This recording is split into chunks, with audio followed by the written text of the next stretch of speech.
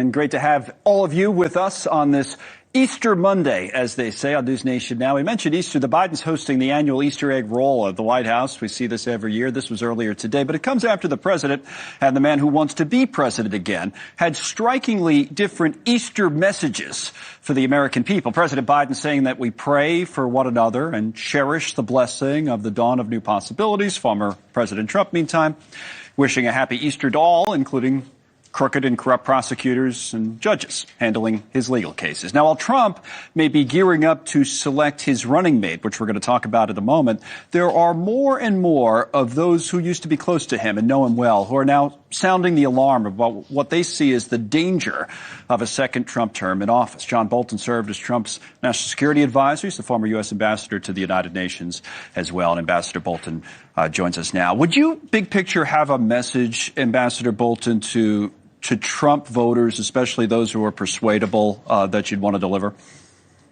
Well, I think the big question for Trump is really whether he's fit to be president again. And given the tumultuous world that we live in, whether he's the right person to guide our national security policies. I don't think so. No, don't get me wrong. I don't think Biden is the answer either. I think we're in a very bad situation where neither choice is adequate. But I think Trump's view of the world that everything is seen through the prism of what benefits Donald Trump is certainly not the answer we're looking for. You know, it's interesting. I had almost the exact same conversation with Tim Pawlenty on Friday. He used to be the governor of Minnesota. He says, I'm not for Trump, but I'm not for Biden either. We actually have a list of those like you who've worked for Trump or with Trump who have kind of turned on him. And it's a long, long list from, the likes of Mike Pence, obviously, but down the line with, Milley and Tillerson and Haley and Christie and McMaster and so on and so forth. There you go, Kelly and Mulvaney and Scaramucci and everybody else.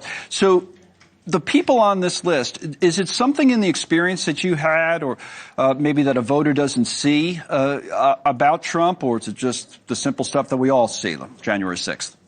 Well, a lot of people say that they like Trump's policies, but they don't like his personality. And I think it's fair to say where he governed as a traditional Republican, his judicial appointments, his tax policy, his economic regulatory policy, he was successful because those are the right things to do. Any Republican would do them. But when he gets into other areas, it's much more problematic. And it's not because of his personality. It's his inability, certainly in the national security space, to grasp what the issues are, what the American national interest is, and how to protect those interests.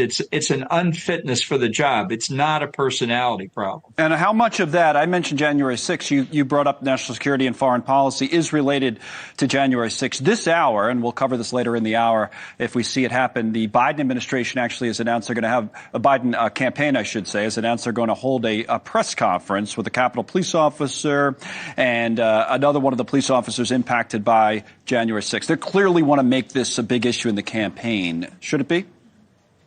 Well, look, it was a very sad day in American history, and I do assign responsibility for it to Donald Trump. Even worse, in my view, than January 6th was at one point in the past year, he said the Constitution should be suspended so that he could be deemed the winner of the 2020 election. That is so far out of bounds that I think almost alone that statement is disqualifying. You don't suspend the Constitution for anybody. It's our biggest protection.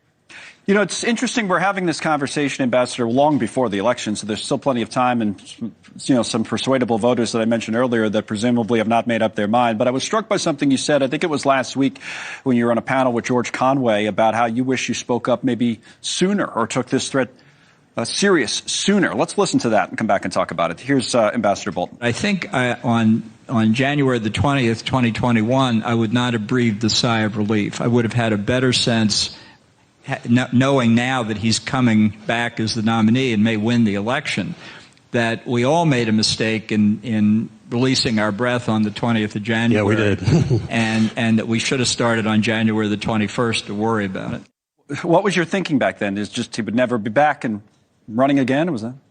Right. Well, I wrote a 500-page book that came out in June of 2020 that laid out what I thought was wrong based on my 17 months as national security advisor. So it was not a new view necessarily. But I don't think after January the 6th, really, there was any view that Trump could make a comeback. And then a number of Republicans made the pilgrimage to Mar-a-Lago. And we know where all that ended up. It's incredible. It's a real aberration in American history, and a danger that if he gets a second term, he'll cause even more damage than he did in the first term.